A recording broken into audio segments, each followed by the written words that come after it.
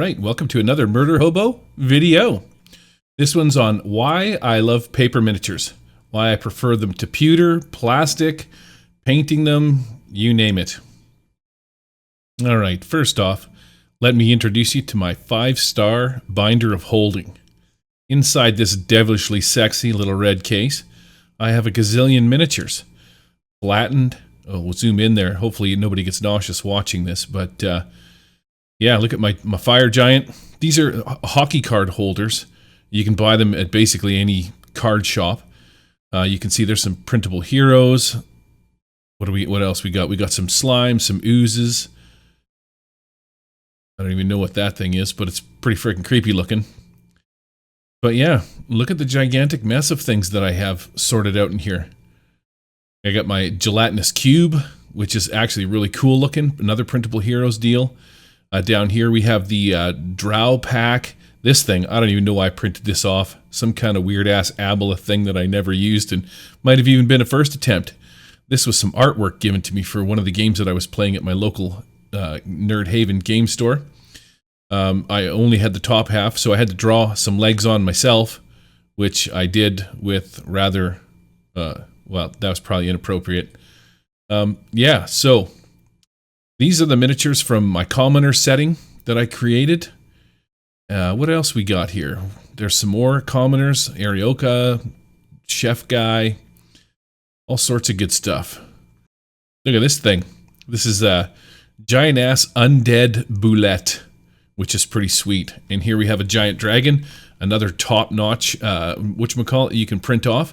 I'm not sure where I got these ones from. Possibly One Monk is another source that you can pick them up at. Those things look like some weird little foreskin things. Creepy-ass, weird-looking deals. And look at this, man. Page after page after page. There's a hill giant that I printed right out of the player's handbook I created myself. These are some trolls or orcs or goblins or something like that from One Monk. Oh, and here we got Jay from this is the guy that owns the store. Other things that you can do. This guy turned out to be my villain in most cases. During my D&D 5th edition campaigns, anytime there was a bad guy, my players basically just wanted, for a joke, to have Jay as the bad guy. So it didn't matter if he was a paladin or, you know, some kind of orc, ogre, whatever. It was always Jay. These things here are the... I wish I could remember what they were called. I didn't actually order these.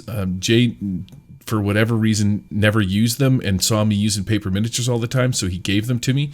But these were a Kickstarter for these plastic flat miniatures and stuff. They come with bases and all sorts of stuff.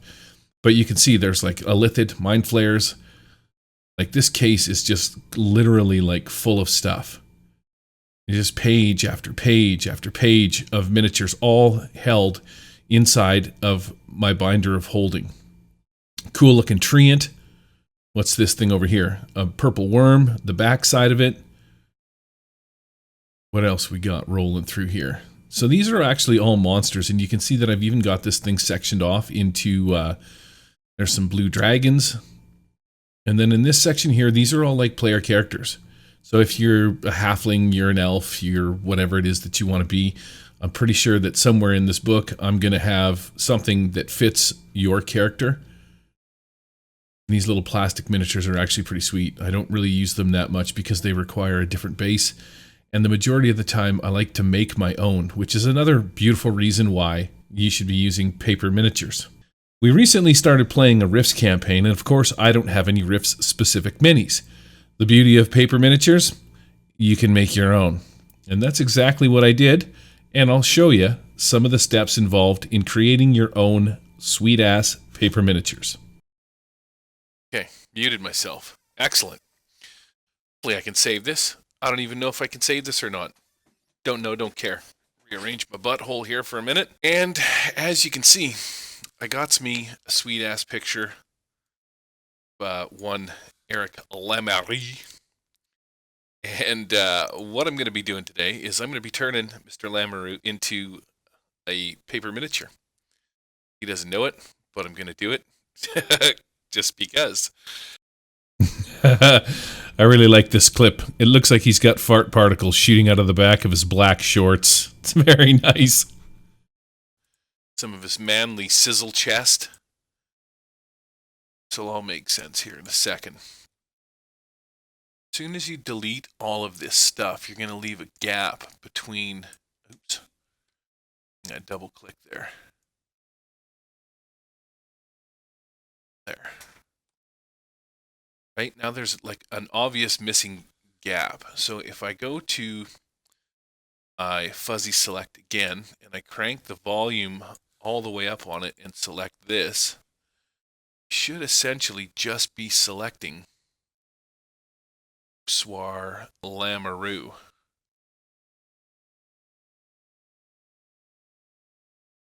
There. Now it looks like I've just selected just him, which is cool because now what I can do is I can get my eraser out and I can make my eraser massive. Oh, Shazam. Select invert. Check that out. Now I have a nice clean image of this guy. That's so awesome. All right, after cutting him off of the other paper and dropping him onto a new template, 8.5 by 11, I'm going to do a little bit of farting around. I'm going to create a black outline around him by doing a shrink grow and setting it to about 1 or 2 pixels. And then I'll put a big black circle around him, and then I'll grow it by 3 pixels or so, and then he'll have a nice black outline around him. Okay, now that we got the nice black outline around him, we're going to scale him up. And I do a scale of every 6 millimeters is 1 foot. So if you want him to be 6 feet tall, you got to set it up to 36 millimeters tall. There's also a link so that you make sure that the height and width actually grows at the same time. You got to make sure that link is checked, and then once that's done, he'll grow to the proper size that you want. You can see on the page now, we've got one giant-ass Lamoureux because I wanted to make, instead of just a regular guy, I wanted to make an extremely tall guy. Right now I'm working on the base, which is 3 millimeters tall by 50 millimeters, which is almost 2 inches. And I'm going to slide it right in behind here under the back of his foot. There's my 2 Erics, except this base has to be image layer. It's got to be layer, transform horizontally. When they're stuck together, they will create like this back-to-back thing. Should work out swimmingly. That's a little weird. But whatever. It's just a cheap mini. So after I export the image out of GIMP, I drop it into a program that I have called Silhouette Studio. This is the software that is used to run my Silhouette portrait, which is basically just a paper cutter, and it makes extremely detailed cuts, which is super fantastic. So if I wanted to cut out paper miniatures that have spaces between their legs or spaces between the bows and stuff like that, I can really get some serious detail with this cutting machine, which is just fantastic. As you can see in some of the earlier miniatures that I made a while back, I didn't cut out the spaces in between the bows or in between their little arm sockets and stuff like that. These are old ones that I did and I just set up and took an image of. But it gives you an idea as to the complexity the cutter can cut out. It does some serious detail. It's super cool. And then the last thing that I was going to show you, at least in this bit here anyways, is you'll notice that when I start sending it to the printer or to the cutter to cut itself out, you can see the red outline. That gives you like a pretty good idea as to where it's going to cut. And then we just basically click a few settings, corrugated cardboard, make sure that the knife is set to the right pressure, the right depth, etc., etc. You're good to go. All right, this is the Silhouette portrait in action. You can see it's not very big. It's literally about the size of a piece of firewood. It's quite quick and it's not very loud. Right there, it's putting a perforated line between the 2 miniatures to make it easier for me to fold. It also does things like that. You can choose different line styles. These are the miniatures that I created for my Rifts game. You can see the glitter boy, the ley line walker, etc. There it is again, putting another perforated line in. The detail on that glitter boy is fantastic. I cut all of these images out of the tomorrow's the Legionnaire's Guide, and just edited them all inside of GIMP. Put them on exported them onto a piece of paper. Did the same kind of process. Imported them into the silhouette, and just let the machine do its deal. It worked out really well. Here's the portrait with the lid down. Gives you a better idea as to the size of it. That's just a regular sheet of paper that it's cutting right now. So 8.5 by 11. The thing itself maybe is 7-8 inches tall, maybe 12 inches wide. It's not a big piece of machinery. It's nice and quiet, and it's nice and fast. So it's finished printing. Didn't take that long. Just press the old eject button with my big fat mitt. And take a look at this. You can see the perforated line that it was cutting. Some of the detailed cuts. Ley line wizard. And yeah, there's the rest of them. Pretty neat. Didn't take long at all. So now that it's out of the printer, you can see that I'm just kind of... This is a fresh cutting pad that it's on. So the glue that that's on the tackiness, it's extra tacky, so it's really hard to get the whatchamacallit, the miniatures or the paper to not tear. After using it for some time, it'll lose its tackiness. But I just use a razor blade to get in there and sort of peel off the little bits or pry the bits up and stuff like that, pick them apart and whatnot. It doesn't take long at all. But the tackiness will wear off of these things, and when it does, you can take it upstairs, get some extra life out of it by using a little water and soap and washing this tackiness. It'll take off all the little bits of dust, hair, the different kind of things that get stuck on these pads over time and whatnot. But you can see just a little bit of a knife, and once you get in there, it pops right off. I leave the center bits on between the legs, and I'll take the mini off before I pull that centerpiece off and just leave the centerpiece there. I'll pick up the ley line wizard and see if I can't get him off. It's not easy to do when you're trying to just record with the camera and whatnot. But yeah, look at the detail in that. And that centerpiece will pop right out between his legs when it's all said and done. All right. This is what they look like once they're all pried apart. You can see the perforated lines between the two of them. The center is missing. There's the glitter boy, again, perforated. None of these things are glued together currently. That's going to be like the next step. That's what they look like. All right, once I get the jitters under control, what I do is I take this Elmer's glue and I glue the inside of the glitter boy, and then I run over top of it like a rolling pin to press all of the glue around inside it and make sure that it's like got a sort of a good inside glue seal. One of the problems that you're going to run across all the time is this white line. Maybe you don't have it lined up like this one. You'll never completely going to be able to get rid of it because you're cutting through paper and you'll see the sides of the paper. If that makes sense, like, a sheet of paper, you're seeing the thickness. And the easy way to do this, or to fix this, I should say, is with a simple permanent marker. That's right. You're going to take this permanent marker. You're going to drop your miniature back onto the sheet of paper. I usually use the ones that I glued, like you can see that one there. I folded it in half for double thickness.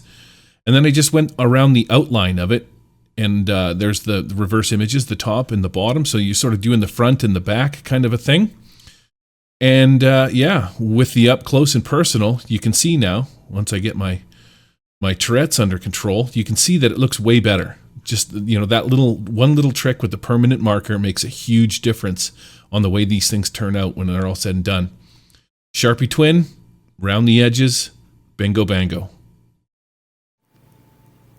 So as you can see, the base doesn't quite fit. So all I'm going to do is just cut a little nub off either end, and then it'll fit in perfectly. So I just nipped off a little piece on either end, and it slides in perfectly. And if you see it, you can see that I can pick it up by the top and the base will still stay because the curvature of the paper, which is also another reason why I double-sided the bloody thing, helps it stick in. After a while, of course, the paper is going to be bent and it's going to pop out, but then all you do is just take them and reverse them and slide them back in, if I can do this with one hand, and the bend will be the opposite way. And then it'll stay again, and of course you can pick it up and away you go. The 2-inch ones are for bigger creatures, obviously. So if I got a gigantic dragon, which I'll grab now, I'll show you, I should have a big something or other, giant or something. I'm going to show you the finished products between these giants. Now this is just an image that I grabbed off Google and did one time, but this is what it looks like unfinished when you cut it. I'm a little gassy tonight apparently, but yeah, this is what it looks like when it's unfinished and cut. You can see the white. And then here's the one beside it that's outlined in black. It looks way better outlined in black. It's the way to go in my opinion. And it doesn't take much to outline the back of it, or, you know, felt marker go around it. So this might actually be kind of a pain in the ass to do with one hand. Yeah, it is. I'm gonna put this down. And there she is, standing in her 2-inch base. Looks good. You can pick her up, you can move her around the table, etc., etc. And then one other cool thing that I really like about these is, let's say I have multiples. Shit. So if you're working with multiples and these clear bases that I bought off Amazon, you can find them on there somewhere. One of the nice parts about them is you can draw on them. So if I need to number them, say I have, again, 10 goblins, I can label with them with your Lumicolor non-permanent markers that you use for your battle maps. You just draw on them. There's number 1. You know, let's say I got 7 giants of storming. I can just write giant number 7 and away I go. Throw them on the battle map, put them on my TV screen or whatever that I use for my map, and that's it. Solved a lot of problems. And all I have to do is take 20 bases, which is basically what I have in my box right here. So I've got, you can see there's some 50 Fathoms characters. There's a Kahina, whatever you want to call them. You know, the Fishmen. It's just artwork right from the book that I edited in GIMP. And these ones aren't quite as finished as the rest, but... So, I'll put them all away. There's my bases, and about 20 bases or so there, and a butt ton of little miniatures that are all sort of smashed in there, stuffed in there, stuck down, but that thing is literally like about an inch tall. And then, I don't normally put them in like that, because this thing can stand up. They literally just slide into my card tray. Drop my magnetic flaps over the deal, and voila. The pen is stuck.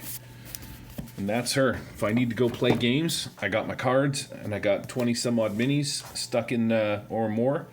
The ones that I need stuck in here. I don't usually, but I could if I needed to, bring that case down there on the floor that has just basically thousands of cutout miniatures. I'm going to finish working on the Rifts one. Get them all cut up and fitted and sized and outlined, and yeah. Oh, speaking of which, so one second. So one of the things that's going to be kind of hard to get across is maybe the height. So you can see that I do all of my miniatures, I think they're 30, maybe 36 millimeters. I'll measure it here in a second. But if you do every 6 millimeters as 1 foot, and you base your miniatures on like a 6 foot tall person, so you're using a 36 millimeter base from top to bottom. So this Minotaur, or I would say that a Minotaur is usually like 8 feet tall or something like that. So he should be a little bit bigger than this guy. This guy, the paper miniature of the Leyline Walker, is 36 millimeters from top to bottom, and then this guy's probably closer to 40 some odd, because he's like, 6 feet tall, 8 feet tall to scale kind of a thing. I'll measure it here in a second.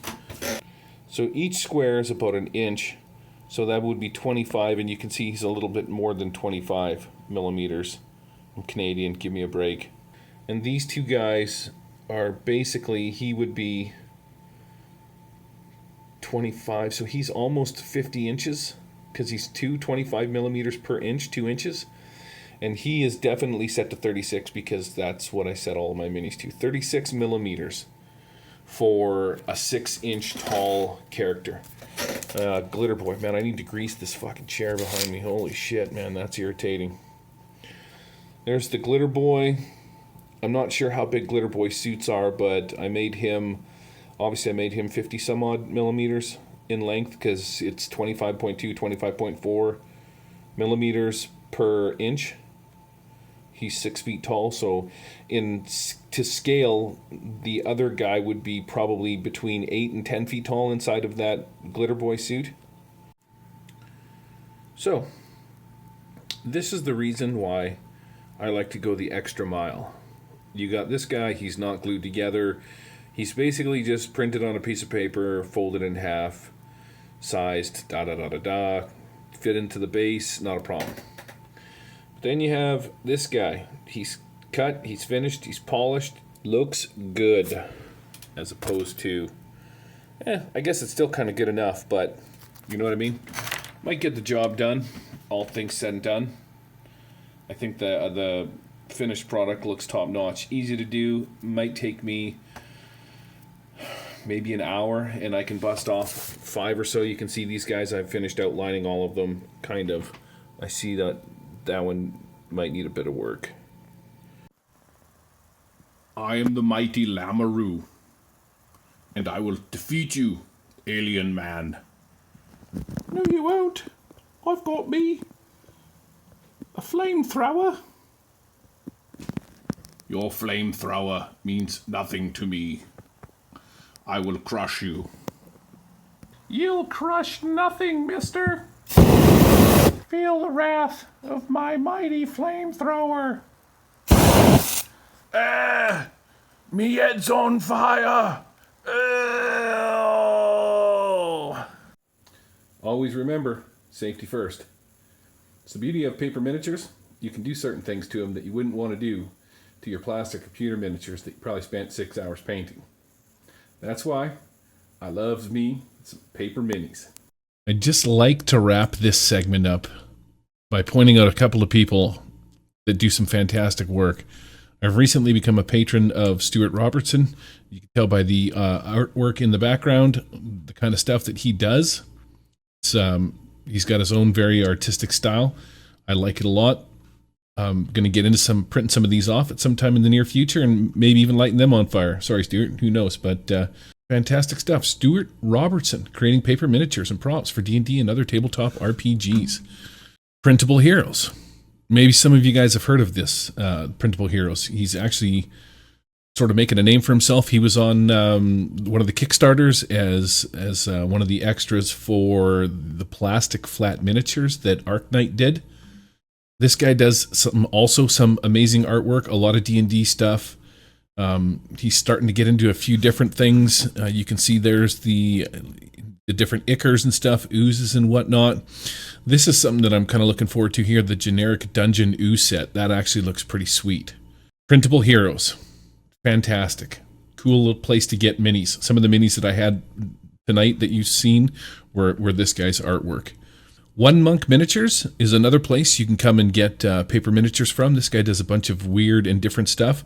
He's also a good source for things like if you wanted to try printing paper caravans or wagons and stuff like that, this would be one of the guys to go to. They've got a lot of different stuff. Heroes, monsters, town folks, undead, war bands, lots of neat stuff like that. He does a good job with his miniatures too. I really like this guy. So I haven't purchased any of these yet, but I'm going to. These are Trash Mob Minis on Drive-Thru RPG. Not sure if the guy's got a Patreon yet or what the deal is, but look at the artwork on these things. These are some cool-ass dinosaurs. Just some of the many things that you can get through his Drive-Thru RPG. Take a look at the list. Heroes Packs 2, Elementals, Dragons, Empire Snakes, all sorts of stuff. Like, you've got a literal, like, anything that you want for a paper miniature, pretty much somebody's already got. And if you don't, or if they don't have it, You could quite literally just make it yourself. It's fantastic. Paper miniatures, man. How can you go wrong? Carry 1,000 of them. You only need to bring so many bases. Light them on fire if you want to. There's numerous other ways. I could have just as easily taken a pair of scissors and cut his head off for dramatic effect. Paper miniatures for the win. Good night, all.